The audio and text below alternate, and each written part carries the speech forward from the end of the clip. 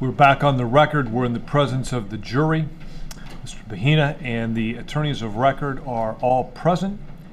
Mr. Frese, at this time you may give your closing on behalf of Mr. Bahena. Thank you, Your Honor. May it please the court. Counsel. Mr. Brown, Mr. Klaver. Morning. Everyone hear me okay? Good? Okay, if you can't, give me a wave, do something, get my attention. We have the construction again, and I have the microphone kind of near me, so if I need to raise my voice, I will. I won't be yelling at you. I'll just be trying to project and trying to get your attention. All right, where to begin?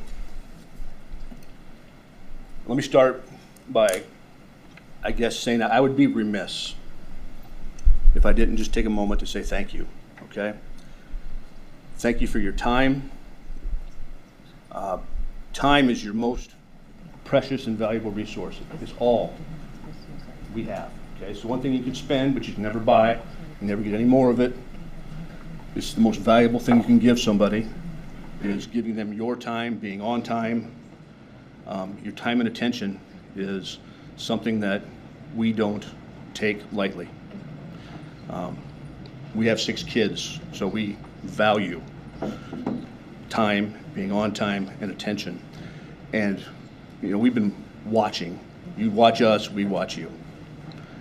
And you've been very attentive. You've welcomed us into your community. Davenport has been very kind to us. You folks have been very attentive. And you've listened very closely, watched very attentively to some evidence that's been difficult, testimony that's been conflictual, and you've sorted through it, I think, or you will be sorting through it some more. So that's not taken lightly by us. By us, we're very thankful. On behalf of my wife, Jennifer, and most importantly, Mr. Cristhian Bahena, it's very much appreciated. Okay, and that's just not me tossing platitudes at you because we're supposed to, or us just being polite. Okay, that's genuine. We appreciate the fact that you've taken basically 2 weeks of your life, sat through a day and a half of laborious jury selection in that big building, and let us ask questions and pry into your life, and taking the time to listen to the evidence here. We truly appreciate that. Thank you. Okay, the other thing I want to make very clear is that Mollie Tibbetts is truly an innocent victim. She was absolutely an innocent victim here. No doubt about it. This young woman was a spectacular young woman. She was destined to do great things. She was destined to become the change that she wanted to see in the world. She was just about to spread her wings and fly. We acknowledge that. We sympathize with her family. We offer empathy to them. This young lady was on her way to being someone special. No doubt about it. Absolutely no doubt about it. The loss of Mollie Tibbetts is tragic. Absolutely tragic. And the reason I mention that is because the loss of someone like that can evoke a lot of emotion. And it has evoked emotion. And that can be a problem when you are sitting as a juror. Because when you're sitting as a juror, emotions have no place in that deliberation room. You don't decide this case based upon emotions. You don't decide this case with emotions tugging at your heartstrings. It's not your job to right or wrong. It's not your job to impart vengeance. It's not your job to bring justice for Mollie. She deserves justice, absolutely, but that's not your job. Your job is to do justice, period, full stop. Your job is to provide a logical, analytical, almost surgical and mechanical application of what you heard here and the instructions, and that's it. The analysis is simple. The analysis is not whether you go back in that room and decide, I think he did it. The analysis is much, much different than that. The analysis is whether this table and the people from this table, the government of this state of Iowa, and the people hired by the government of this state of Iowa, and the resources they've produced have brought forth enough evidence to prove this case and each and every element of the charge beyond a reasonable doubt. That is a huge standard, folks.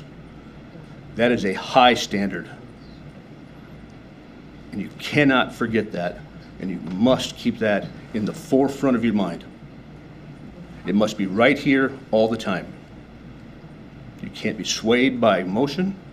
You can't let pictures and emotions of those pictures get to you.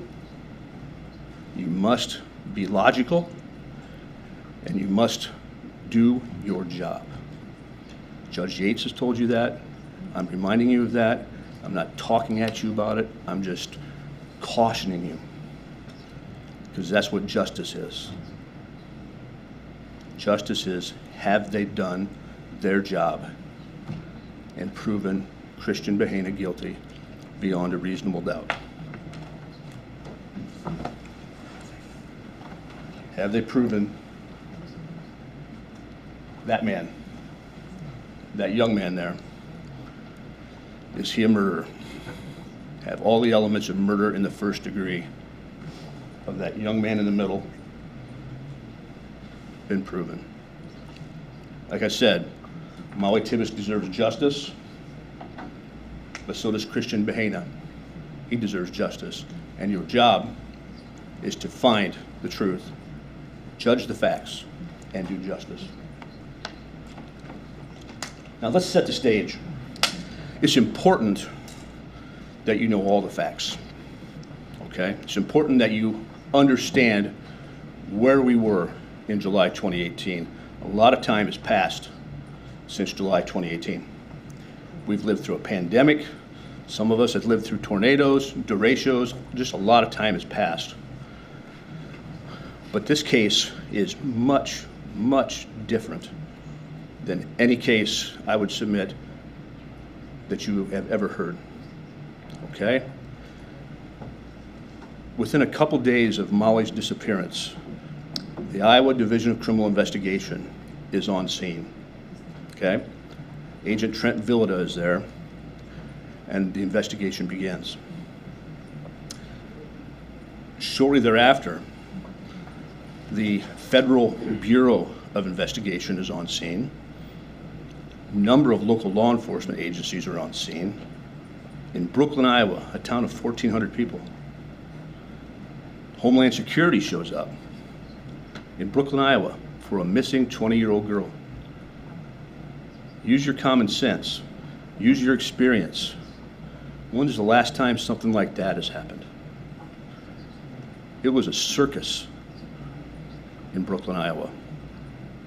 Media was everywhere. You heard Agent Villada talk about the media that was there. You heard him talk about this reward that was just skyrocketing. That doesn't happen here in Iowa. Your experience tells you that. Your common sense tells you that. For a missing 20-year-old jogger, we didn't even know that she was dead yet. We didn't know she was picked up off Interstate 80 and abducted. We didn't know anything about that. But like Agent Villada said, within 5 to 7 days, he had the, quote, unlimited resources of the federal government with the FBI. Think about that. Think about that. That is unprecedented. Unprecedented. Now, why do I tell you that? I tell you that because I want to hearken back to Mr. Claver's opening statement. In his opening statement, he said that the DCI comes in town and they kick off an extensive investigation. He tells you the DCI is in town, the FBI is in town, Homeland Security is in town. And every lead came up empty after what he called exhaustive and intensive investigations. 4 weeks, you heard they were canvassing, they were searching everywhere. You saw the map with all the red dots, and they had nothing, okay? Imagine the pressure to close this case. Imagine the pressure to put this case to bed. Because that's the context in which this arrest and this charge happened. Every lead, Mr. Claver said in his opening, came up empty. Absolutely right. Some of the investigation was sloppy, but it really got sloppy when Cristhian Bahena Rivera got targeted. Because folks, what happened here was they closed a case. They didn't solve a case. To coin a phrase from Agent Villada, in his mind, Cristhian Bahena cleared rod and pexa. I would expand on that. In his mind, Cristhian Bahena closed the case. Good enough for them. Let's close the case, shut the book, get everybody out of here, and we're done. But they didn't solve the case. They didn't get enough evidence to prove this case beyond a reasonable doubt.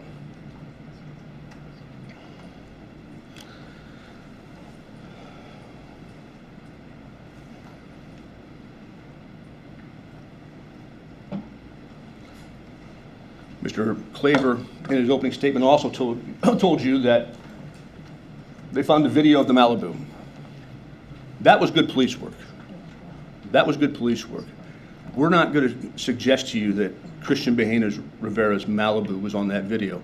That was him. He testified to that. You saw him on the stand. Or that was him driving that car.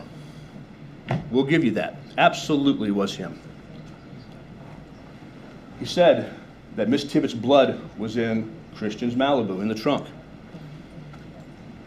That's true too. We aren't going to dispute that at all. He didn't mention to you that there was a mixture of blood in the trunk. And they talked about Cristhian's quote-unquote admissions, or what Mr. Brown called a confession, which we wholeheartedly disagree with. What is missing in this case? That's really what you got to look at. What is missing? Because there's a lot missing in this case. We don't have a murder weapon. No murder weapon ever was discovered in this case. And it wasn't for lack of looking, at least as it pertains to Cristhian Bahena Rivera. Okay? They found a folding knife at his trailer. They sent it into the DCI lab, tested it. No blood. No blood. They found another knife, black knife. Sent that in. No blood. Nothing. However, think way back to when Tara Scott talked about her initial crime scene analysis. Remember, she went to 622 West Des Moines Street. A couple days after Mollie went missing, they sent the DCI crime scene team up and they looked at the home at 622 West Des Moines Street. And they looked at it very, very closely. And what did she note? She noted in the hallway there was a gun safe with a number of guns in it. But of particular note was a loaded pistol. A loaded pistol in a little cabinet hanging on the wall with several knives, hunting style knives. Some of them were folding knives. I bet you if they went and looked, they may have found one with a camouflage handle. But they didn't bother to look. Why? Because they'd already made up their mind. We'll get to more of that later. What else don't they have? They don't have a primary crime scene. They don't have a primary crime scene. Where was Mollie Tibbetts killed? Was she killed on 385th Street? Did someone stab her 9 to 12 times along the blacktop where she was jogging?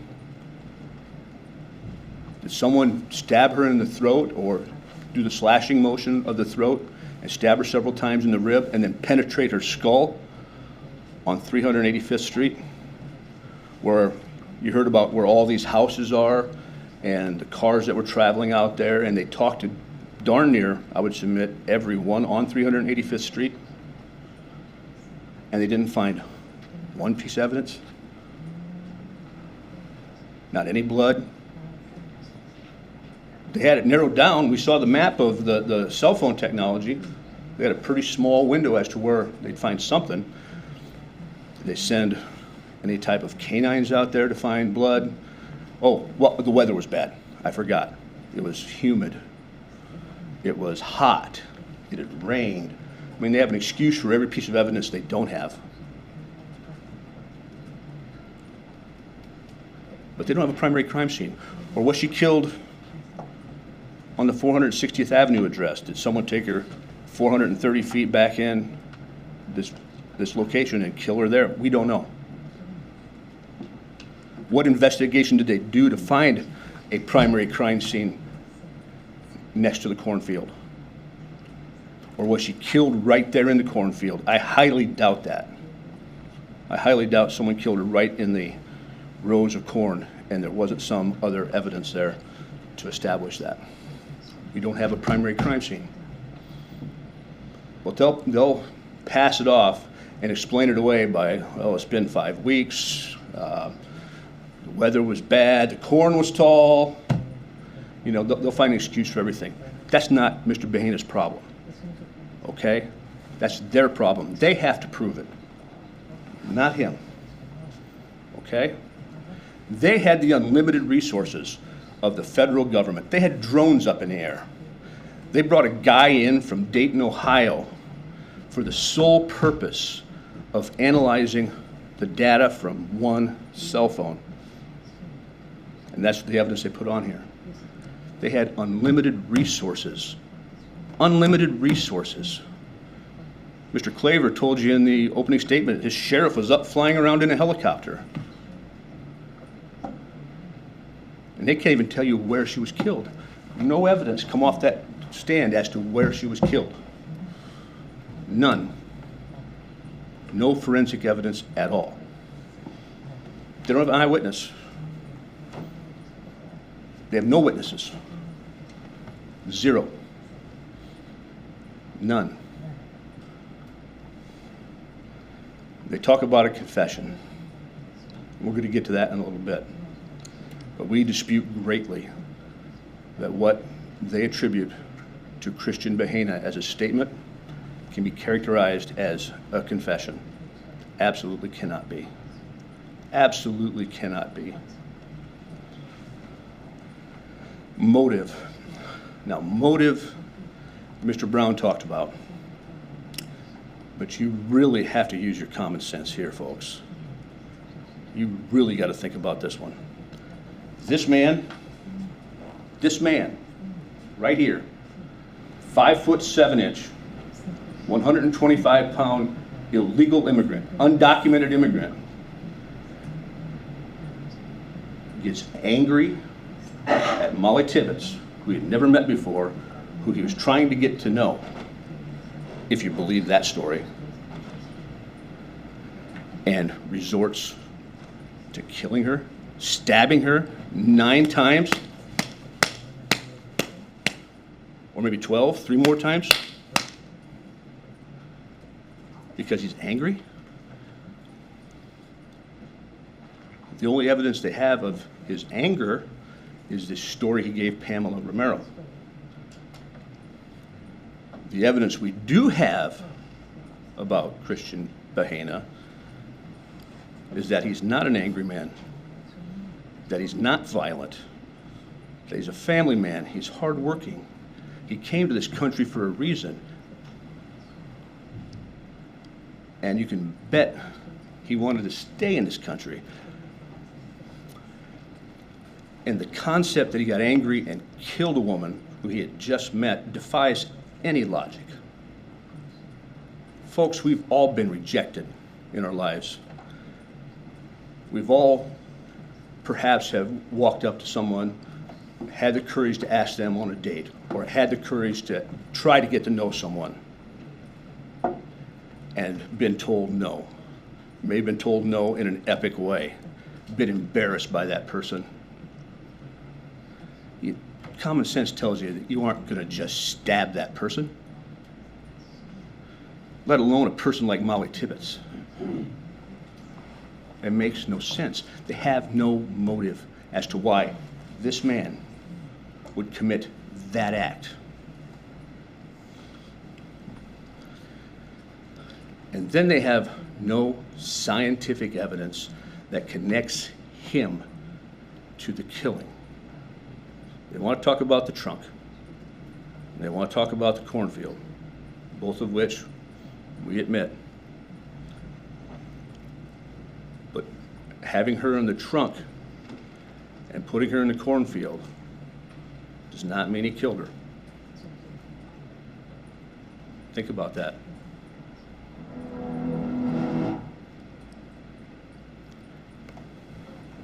The burden of proof is on the state to prove all that. And that, folks, when you look at what's missing, is a reasonable doubt. What is a reasonable doubt? A reasonable doubt, long and short of it is, the judge will tell you that if after a fair and full consideration of all the evidence, or lack of evidence, okay? If they don't produce the evidence, that's just like evidence you can consider. Lack of evidence produced by the state. Mr. Bahena doesn't have to produce anything. He doesn't have to tell the state anything when he has the opportunity. He doesn't have to, when he's questioned, tell the state about these two masked men. It's not his obligation. It's their obligation to prove it. Don't let him shift anything. Don't let him oversimplify and make it sound like he has to do anything. Their burden. You have to be firmly convinced of his guilt as to each and every element. All four, in order to convict him. If not, you must find him not guilty. Now, what does firmly convinced mean? Good question. You're not going to find anywhere in those instructions where it's defined what firmly convinced means. You have to determine for yourself what that means. I would suggest to you that in your deliberations, to be firmly convinced, you're going to need to know that Cristhian Bahena did this. You can't just think he did this. You must know that based upon the evidence that they have produced, that he killed Mollie Tibbetts, that he committed this crime, and that the state has proven these elements. You best know. You best not think. That's the difference between whether or not you're firmly convinced.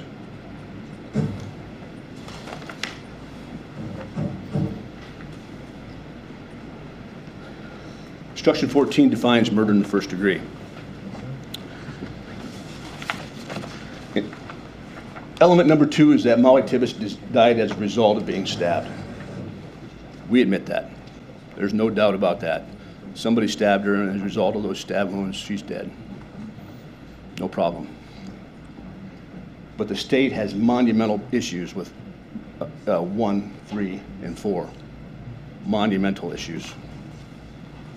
We'll go through those. Element 1. What evidence has the state produced to prove element 1? They have a drop of blood on the trunk seal. And look at that photo. The drop of blood is a centimeter. I mean, it's small, okay? They have her DNA in the trunk and her body in the cornfield that Cristhian took him to, okay? All facts that we don't dispute. He testified to that. But what must you believe to establish element number 1? You must believe the testimony of Pamela Romero. Okay? Now, Mr. Bahena told them enough to get them to the body. Okay? This was an 11-hour interrogation. 11 hours. Okay? After he had worked a full day at the dairy. Okay, now he works at a dairy. That's hard work. And if you think it's a coincidence that they waited till the end of the workday to get this guy and bring him back and question him, you got another thing coming. So he'd worked since 4:30 in the morning. They get him. He voluntarily agrees to go speak. He's compliant. He's a yes man. He talks to Pamela Romero and other officers for 11 hours after working in a dairy where he works, mind you, 12 hours a day plus 12 out of every 14 days. He tells them enough to take him to the body. Why'd he do that? Very simple. He was protecting his own. He was protecting his daughter Iris. He was protecting the mother of Iris, or protecting his daughter Paulina and the mother Iris. I'm sorry, I misspoke. Now, this 11-hour interrogation was recorded. And you can see from the photographs, those are snapshots from the interview, that there were times where English speakers were in there. Okay? Agent Valletta speaks English. You heard Cristhian testify the guy standing up was yelling at him in English. Agent Valletta was calling him a liar at the point he's sitting here. Yet, you didn't get the benefit of seeing any of the interview and judging for yourself the credibility of Cristhian Bahena's statement or the authenticity of that interview. Think about that. This case had the unlimited resources of the federal government there. FBI, right there. DCI, right there. These guys are the best of the best that we have. These guys know how to interview. They've handled homicide case after homicide case after homicide case. They've interviewed people over and over and over again. And they send in Pamela Romero, a cop who had a total of about 2.5 years experience, whose law enforcement training was only the academy, and 16 hours of interrogation and interviewing training. Folks, you spent 12 in jury selection.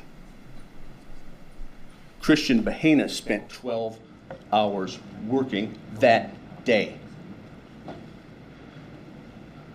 They spent or they sent the most inexperienced officer they could into a marathon interrogation with a suspect in a homicide case that had more attention than they've ever known, because she was a quote-unquote native speaker.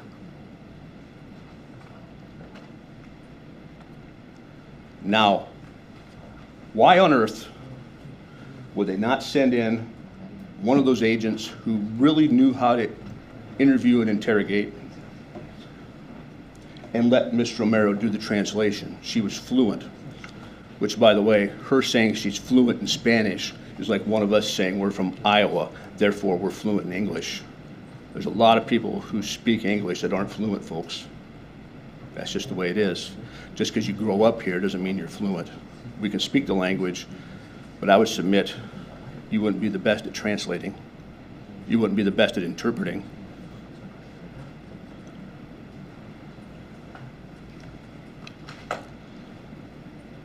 Agent Valletta wanted to sit behind the curtain and control the interview.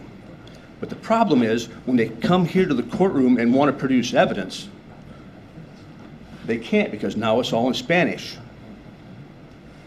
So now the state can sit at the table and sit behind the curtain and produce the evidence by having Ms. Romero testify. And you folks can't judge the evidence. If that evidence in that interview had been with someone who was an English speaker, that evidence would have been played. No doubt about it.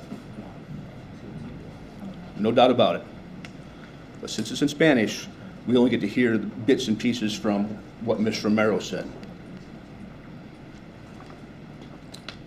And you're told to rely upon that as a confession. Folks, that's a problem. That's sloppy. And note, when the supposed confession came, remember, he was in that room for several hours. I think they took him in 3, 4 o'clock, maybe 5, it doesn't really matter. But what were they insistent on saying? What were they insistent on saying? We're not from immigration. We're not from immigration. We're not from immigration, right? Because they know that that's the one thing that a Mexican national, an undocumented worker, fears most. And they wanted to put him at ease, and hopefully he would open up. And he didn't. He kept denying, because he knew that there were problems if he came forward. Iris was in danger, Paulina was in danger. So what did they do? At 11:30 p.m., they called immigration. When he didn't give them what they wanted, they called immigration. And they put that detainer on him so he couldn't go anywhere. They didn't get what they wanted, so they put the hold on him. So they weren't there for immigration until they were, until they didn't get what they wanted. Until he didn't tell them what they wanted. That's 11:30 at night. So now he can't go anywhere. And yet they continue. They continue at him. And you saw pictures. He falls asleep. They wear him down. They wear him down. You heard Christian say that they said things to him. Pamela Romero said things to him. Help yourself. Help yourself. She was the good cop. She was the nice lady. Help yourself, Christian. Help yourself, Christian. Maybe there was something wrong with you, suggesting the blackout. This all makes perfect sense. He wanted them out of their hair, and when finally she says, Christian, think about the family. Think about if you were the parent of that little girl. That's when he relents. and tells them just enough to take them to the body and gives them this blackout story, gives them the story about being angry that's been spoon-fed to him. Now the bad cops are in the room too. The classic good cop, bad cop. I mean, this is straight off TV. Agent Valletta, right in his face. What is he, 1.5 feet? You're a liar. You're a liar. You're a liar. The tall, skinny guy in the back is yelling at him, using words that Christian can't understand. You can assume what those words are. I'm sure they're curse words.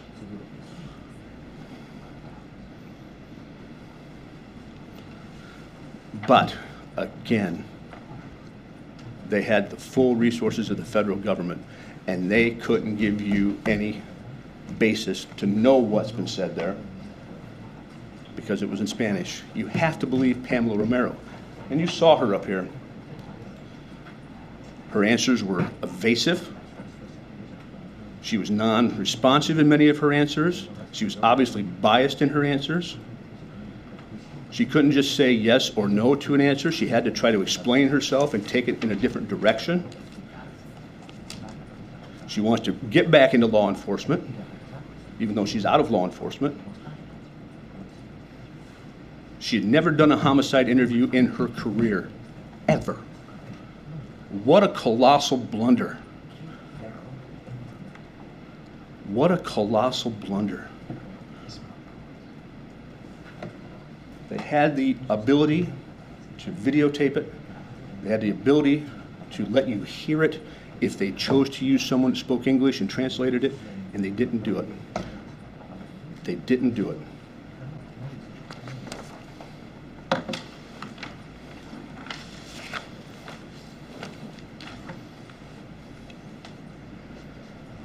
Element 3 and element 4 you'll find in instructions 17 and 18. And those are malice, aforethought, and malice, and premeditation. Now, I'm going to just kind of veer off just for a second. But let's assume for a minute that you do buy into what Mr. Brown's selling. If you take Mr. Bahena's story, the first one he told police, that version of the events, that he got angry and just started stabbing Ms. Tibbetts, there's absolutely no evidence of premeditation. Did he think or ponder upon a matter before acting? Absolutely not. Absolutely not. Not a speck of evidence of premeditation, which is required for murder in the first degree. Did he deliberate? Did he weigh in one's mind? Did he consider? Did he contemplate or reflect? Absolutely not. That's even if you buy the state's theory. Malice aforethought, a fixed purpose or design to do some physical harm to another, which exists before the act is committed. Again, even if you buy what they're selling, they can't prove malice and they can't prove premeditation. And that would take you to murder second degree and maybe voluntary manslaughter. You folks are smart, you folks are bright. I'm not going to take you through those.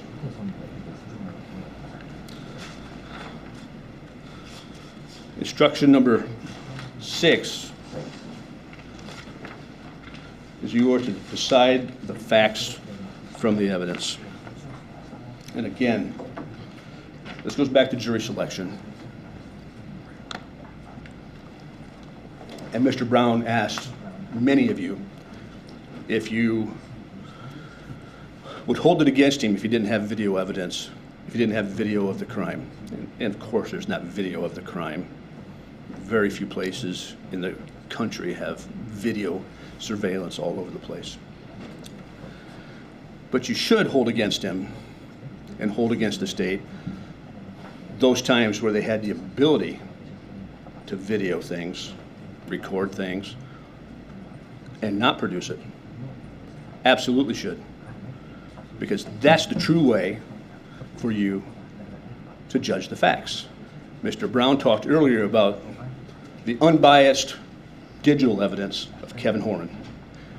What about the ability to have video evidence that is unbiased and able for you to analyze yourself?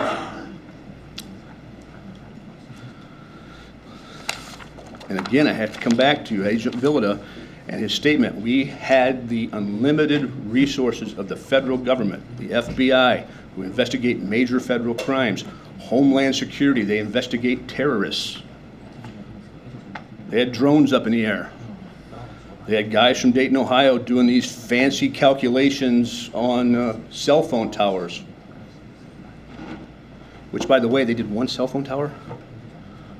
They provided you evidence of one cell phone tower, Mollie Tibbetts.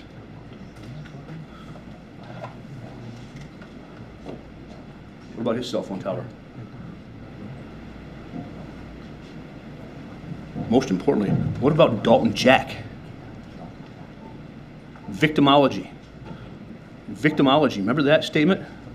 Let's get to know people who were closest to Mollie Tibbetts.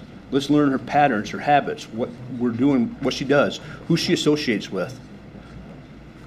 Victimology. Where are Dalton Jack's phone records? If he was in Dubuque, he had a cell phone. Where are the tower records? No, let's bring in his boss, who's going to come in and testify for him.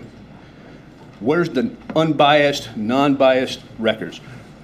You saw some records with Dalton Jack because I was trying to cross-examine them with him. And you saw how that went. You saw the fight with those.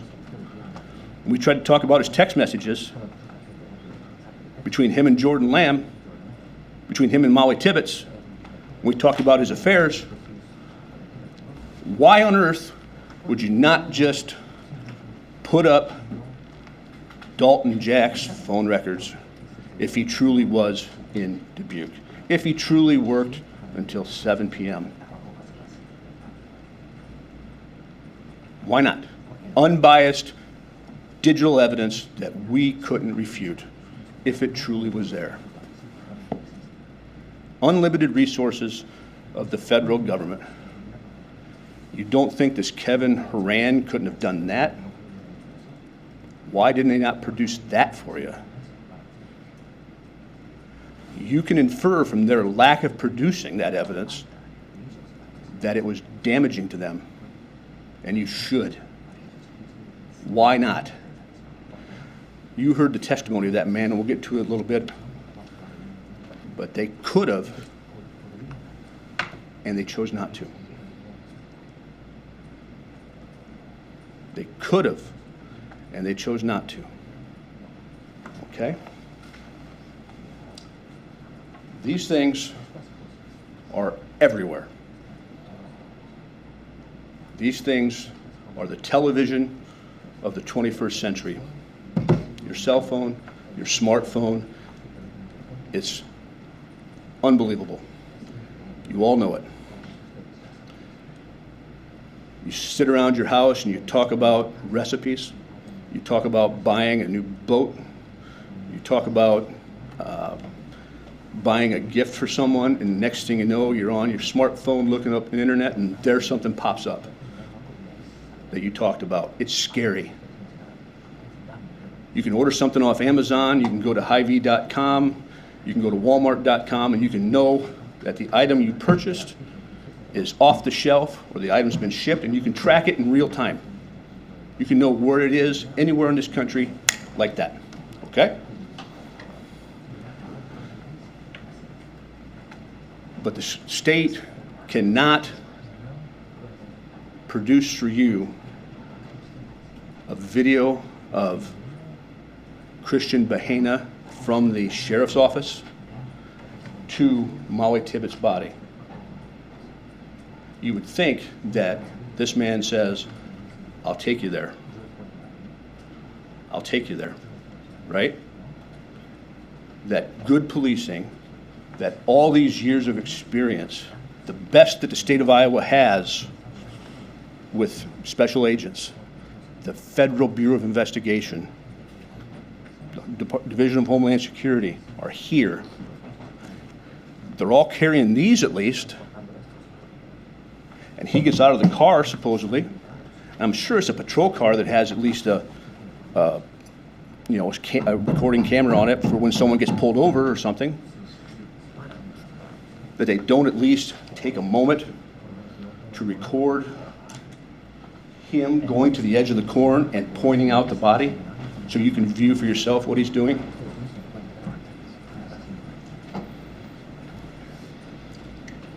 They don't have that. Why not? Let me tell you why not. Because they had nothing for 4 weeks and they were excited and they cut corners and they rushed to judgment. That's exactly why. They wanted to close this case, and they wanted to close this case now. Just like when out at the scene, they had Cristhian in a car. And again, if you want to believe his confession, which is now at, 6 o'clock the next morning after he was taken from his workplace. And he said, supposedly, according to Pamela Romero, I brought you here, didn't I? Question mark. That must mean I did it. Question mark. Mr. Brown can fight me on the punctuation. Can fight me on whether or not it was one of those things where he's throwing his hands up saying, I brought you here, didn't I? Or whether he said, I brought you here, didn't I? You know, sarcasm, vocal inflection, context, all that stuff matters when you are talking to someone.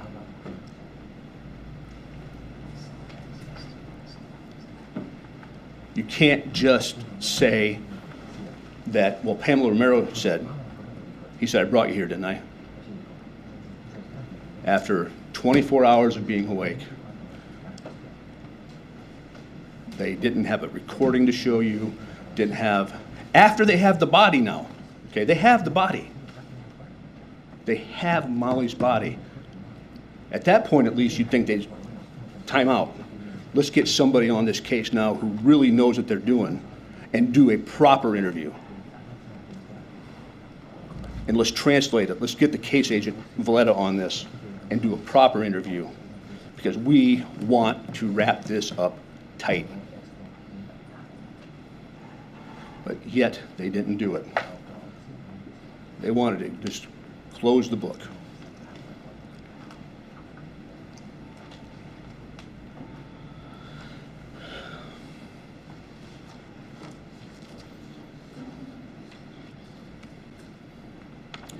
The state seems to want you to just take their word for it.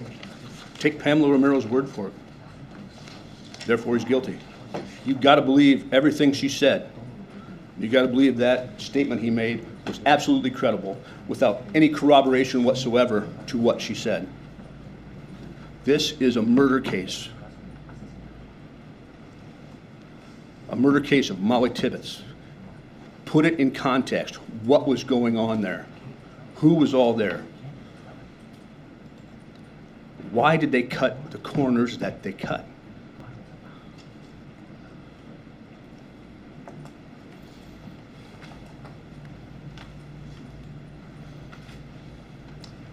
Remember this instruction when we start talking about what witnesses you can believe. Inconsistent statements, their appearance, their conduct, what interest they have in the trial, what's their memory. That tells you who you can believe and who you can't believe. You saw Cristhian Bahena's testimony. He sat there yesterday and he gave you his version of the events. Mr. Brown suggests that those versions of the events were as a result of knowing what the evidence was and having time to rehearse them. And he says it makes no sense. It makes every bit as much sense as the state's theory that an undocumented immigrant runs up alongside Mollie Tibbetts on a highway in broad daylight, gets angry, and decides to stab her. Absolutely does.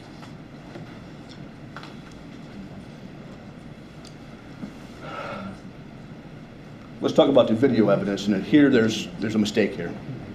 The jogger was not seen at 8:07. She was seen at 7:45, okay? So 7:45, she's running north. I think it's on Boundary Street in the intersection of East Des Moines Street. The Malibu went by heading east out of town, or east by Logan Collins' house at 8:07 p.m. Agent Reeson said it was 3 minutes off on his cell phone, so it's about 8:10 p.m.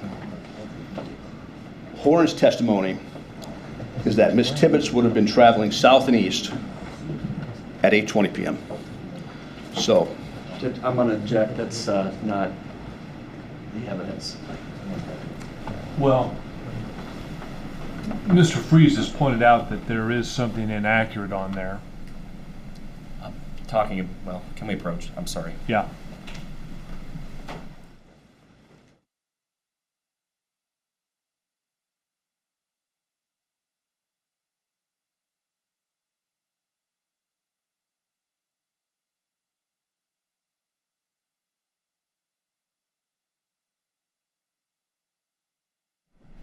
Go ahead and continue, Mr. Frese.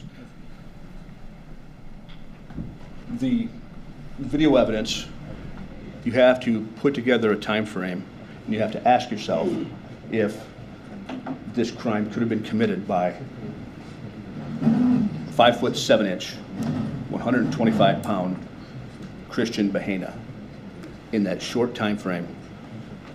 Could he have overpowered this woman? Could he have stabbed her 9 times, tossed her in the trunk, and then headed south? That makes no sense.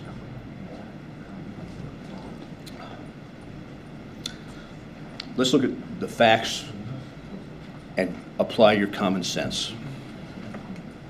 Cristhian Bahena works 12 hours a day, 12 out of every 14 days. He averages 75 hours a week. 75 hours a week. The other 2 days out of every 2 weeks, he sees his kid. He has a date the next day. You heard his aunt talk about that. You really want to believe that Cristhian Bahena, the man you saw on the stand yesterday, the undocumented immigrant who has spent years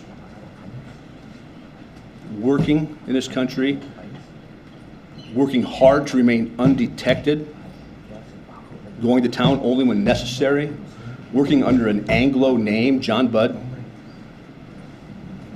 having no history of law enforcement contact, no history of violence, is brazen enough to pick up a woman, abduct her, and maybe kill her in a span of 10 to 20 minutes. Folks, this was planned. Not by him, by someone else. Let's talk about the DNA evidence. DNA evidence is not helpful to the state. Absolutely not. Now understand, the DNA evidence is, we expect Mr. Bahena's DNA to be in his trunk, right? We would expect that, especially if he was involved with killing Mollie Tibbetts.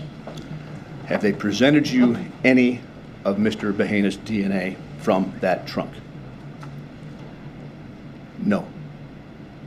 Not one speck. We expect Ms. Tibbetts' DNA to be on her person.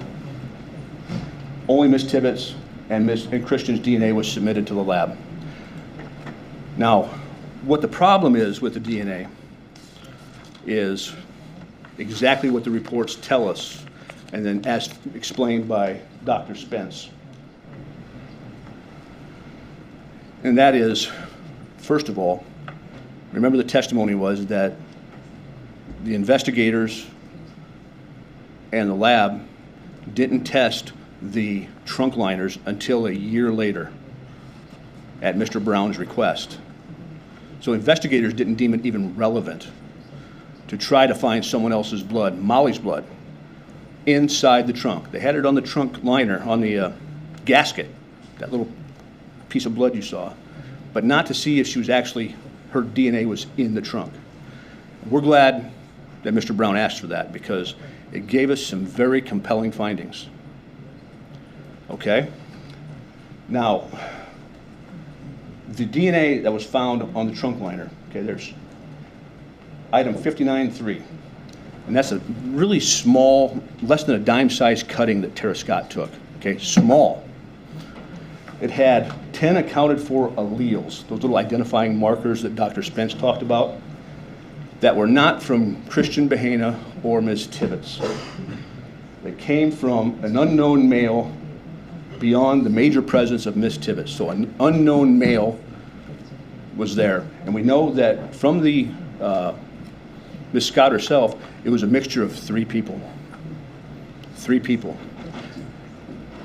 And what's important is Ms. Tibbetts' DNA is on that very small spot mixed in with 3 people. Okay? Right there in that very small spot. Item 60.1, there were 14 unaccounted for alleles, not Ms. Tibbetts and not Cristhian. 61.1, 5 unaccounted for alleles. Can't tell if it's male or female. Basically what it tells us is there's other people's DNA in that trunk mixed with Mollie Tibbetts in those very small portions. Not somewhere else in the trunk, but right where Mollie Tibbetts' body was, in the exact spot. Why is that important? Because we have no other DNA to exclude anyone, folks. Again, victimology. Why on earth would you not take Dalton Jack's DNA? Remember that? Crime scene team come into 622 West Des Moines Street. They take a Dr. Pepper can, they take an Arizona tea can, and they swab everybody in Mollie's family for DNA. Of course Mollie's DNA is going to be on that can. Why were they even in that bedroom? They were thinking that maybe she was in that bedroom with someone else. They wanted to get her DNA. Of course her DNA was going to be on that can. Why would they need to know that? Was she going to abduct herself? They were in that room to see if someone else was in that room, yet they did nothing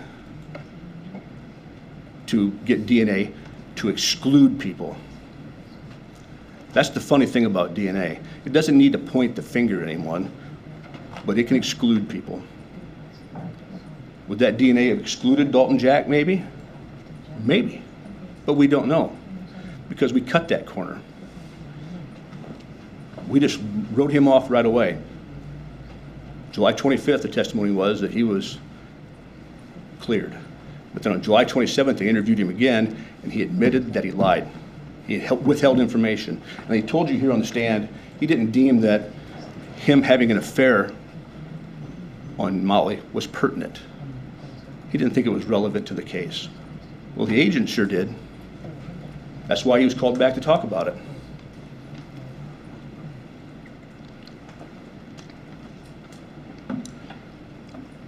But they didn't test anybody's DNA other than Cristhian and the Tibbetts family and all the Hispanics at Garrity Farms. They did a canvass of the entire town and didn't test anyone else's DNA. No one else's. Why would you not do that? So you can at least exclude people. You had the resources of the federal government there, folks. DNA is an exclusion tool. It acts like a funnel. It helps us figure out who couldn't do it as well.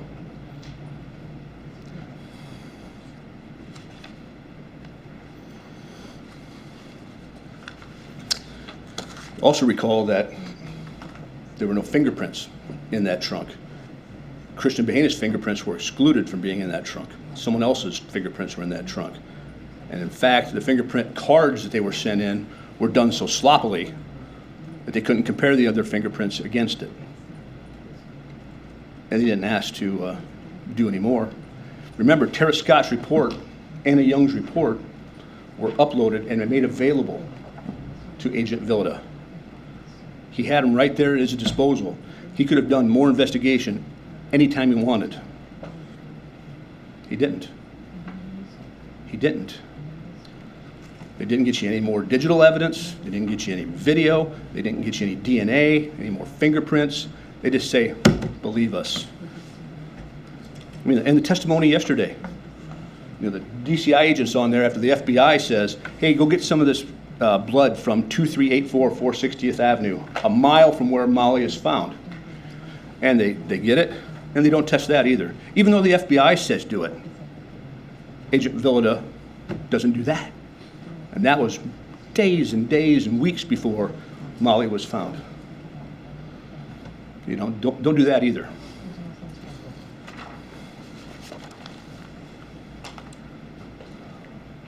That brings us to Dalton Jack. Ask yourself this question. Why did the state even call Dalton Jack as a witness? Think about that. What do you have to add? He wasn't in town during the abduction. He didn't know who committed any of the elements. He wasn't here. That's what they're saying. He was in Dubuque. He had nothing to add. He wasn't a witness.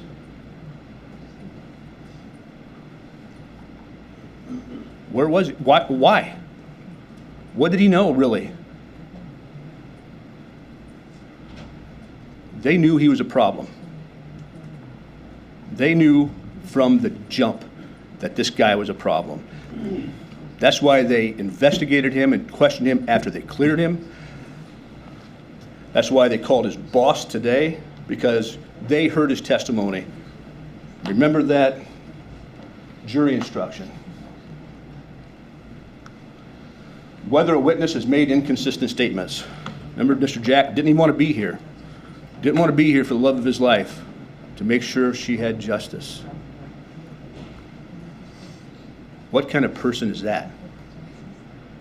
Well, it's the same kind of person that would have an affair on the love of his life while he was planning on getting engaged to her. It's the same kind of person that would portray their relationship as rosy to the public while it's rocky in private. It's the same kind of person who was losing control of Mollie. She was going to fly. She was outgrowing this man. He was angry. He has a history of being a fighter. And they knew he was a problem. All Dalton Jack had to add was his testimony that he did not do this. And his alibi that the state gave you was his inconsistent statements. No video cameras from the hotel. Not a single receipt that shows that he was at Walmart or got gas or went to the gas station. They got any beer. Nothing. No time cards. Cell phone towers, we talked about those. We know where Miss Tibbetts was, but we don't know where Dalton was. Easily found.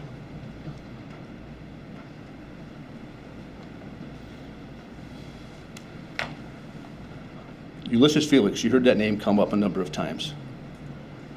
Ulysses Felix knew both Mr. Bahena and he knew Dalton Jack. Iris Gamboa's cousin. He knew Miss Tibbetts. He knew the defendant and been to his house overnight. That's the connection. Ulysses Felix is the same one who moved in with the Tibbetts family after his parents took off. That's how people knew where to find this guy. We don't dispute Kevin Horn's testimony. Not at all. We just want to know why it wasn't done for Dalton Jack. This, we think, is a big point.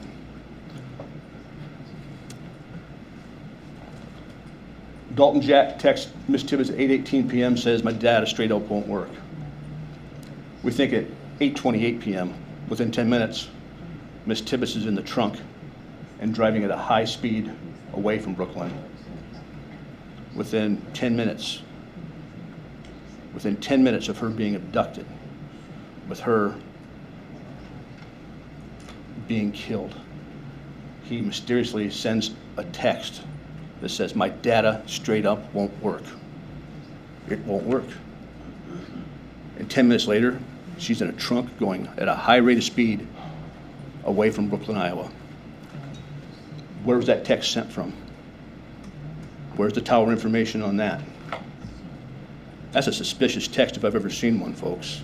It sounds like someone trying to cover his tracks.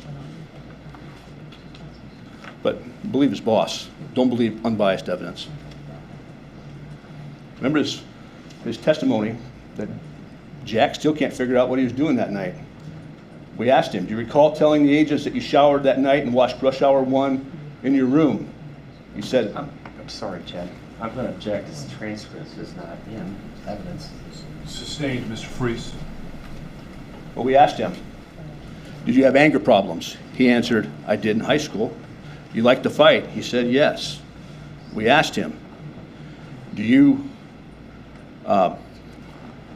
recall telling agents that on July 18th you were in your room showering and watching Rush Hour 1? He said, is that the night of the 18th? He said, question, yes. He said, yes, I do. But then he come to court and said, your testimony today is you were outside drinking beers with the boys. Answer, yes. Question I asked him, so you told the officers on the 27th of July a different story, right? I suppose so.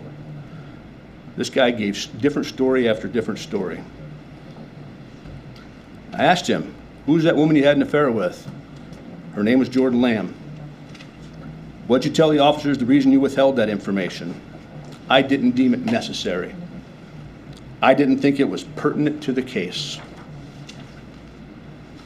I went on to ask him, you didn't want Mollie moving in with friends, you wanted her moving in with you. Answer, I was upset that she went back on the plan that I had been going with for the last year and a half after that. You were angry, I asked. He said, correct.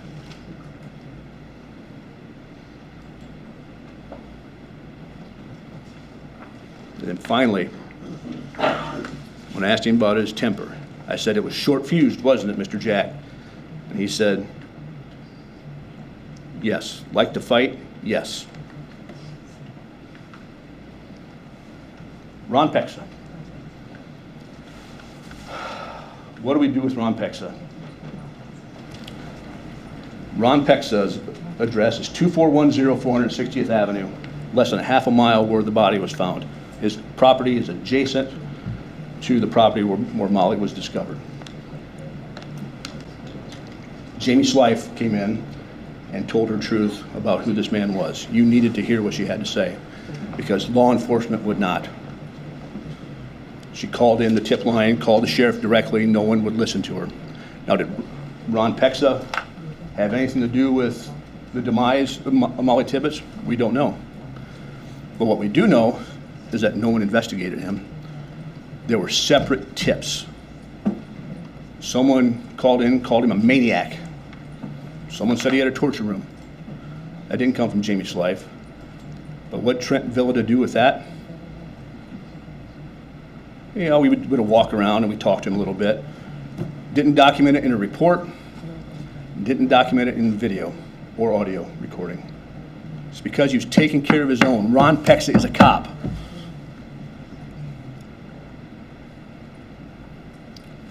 Cristhian Bahena, in his statement, was taking care of his own. He was protecting his daughter and his daughter's mother. But let's talk about 460th Avenue. 460th Avenue, I would submit to you, was not just some random place. Ron Pexa's house is on there. Now, whether or not he had anything to do with it, we don't know. What we do know is that people were calling in with tips that he was some sort of sexual deviant. It was known. Okay? What we also know is that officers met with Darian Davis, who was mowing that cemetery on 460th Street. We know that Darian Davis associates with Jackson Eichhorn. The testimony was that Jackson Eichhorn was in the cemetery in Brooklyn, and one of his stories was he was helping Darian Davis mow at the time Mollie Tibbetts was jogging that night. Ironic that this guy happens to be mowing two different cemeteries, both where Mollie Tibbetts is associated. I don't think so. I'm not saying Mr. Davis has anything to do with it, but people knew those two cemeteries were connected.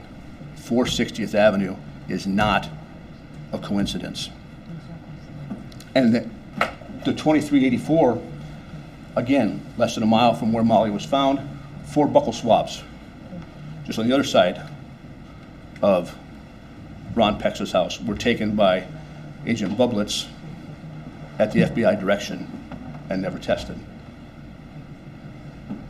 The route taken by Cristhian Bahena after Mollie was abducted was straight down 200th Street, a hard left, and then down through this 430-foot driveway and through long grass to this cornfield.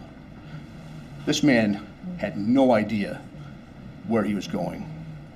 That route was direct, 5 or 6 miles south, 2.5 miles east, then 110 yards in.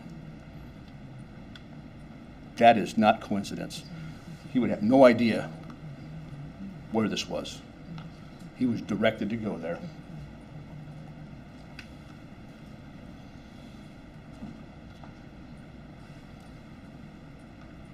We think Cristhian's confession or his statement was inaccurate, it was false. You see here, he fell asleep 3 different times.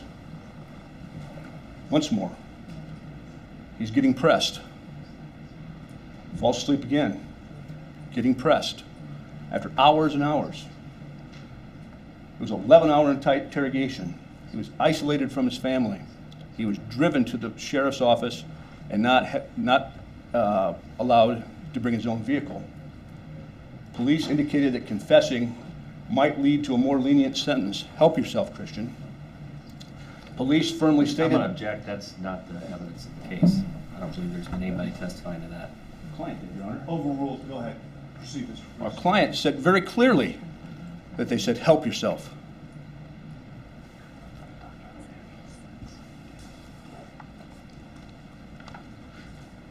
Police firmly stated that the evidence against Cristhian was overwhelming, therefore resistance was futile. He was deliberately picked up at the end of the day and deliberately interrogated during the time where he would have been sleeping. They lied to him. They employed trickery or dishonesty. They said, we're not here from immigration, and they called immigration. They suggested psychological excuses for the offense. That's where the blackout comes. They took steps to enhance their authority while interrogating the suspect. That's where Trent Valletta gets right in his face. They put 3 people in his space. They made Cristhian think that 1 or more interrogators were Cristhian's friends and were trying to help him or her, or him in this case.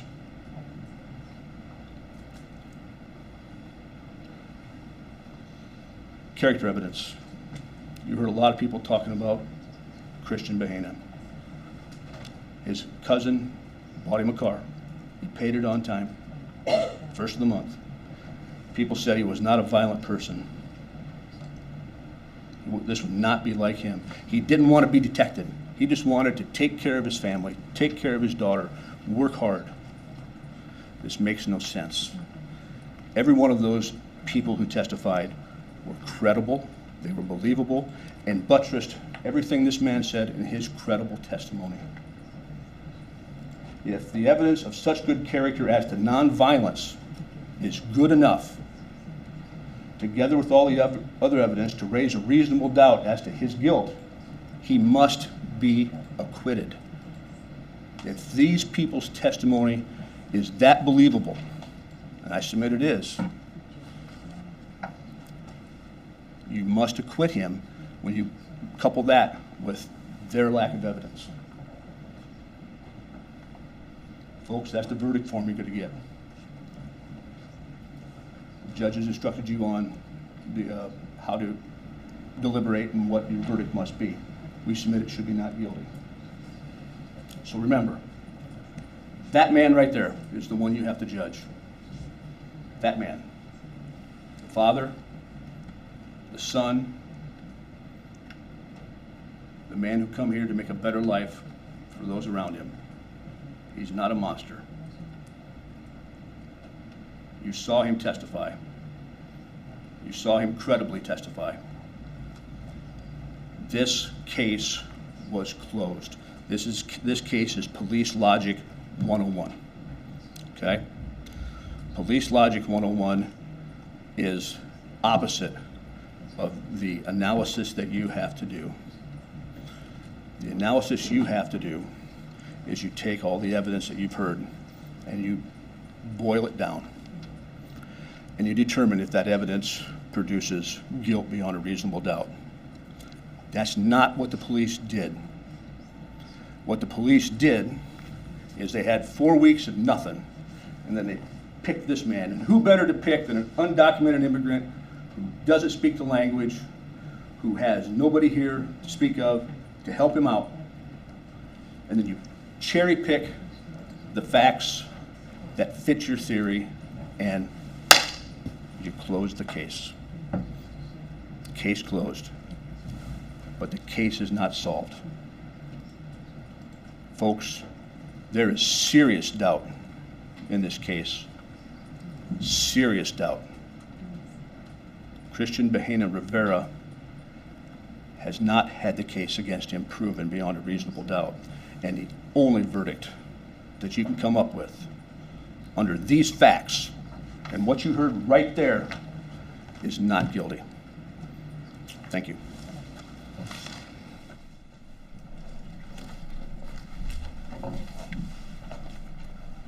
Thank you, Mr. Frese.